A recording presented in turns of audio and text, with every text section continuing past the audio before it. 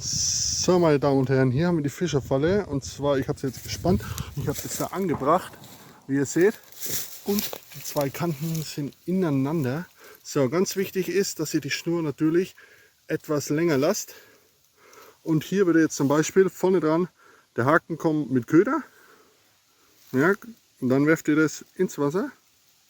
Ja, und ich bin jetzt mal der Fisch. Bumm. Löst sich. Und der Fisch wäre hier an der Leine.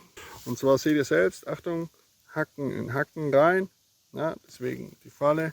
Und da haben wir die Schnur. Der Fisch geht ran, löst es, ab nach oben gezogen. Und das, meine Damen und Herren, ist die Fischerfalle. Ha! Geiles Ding.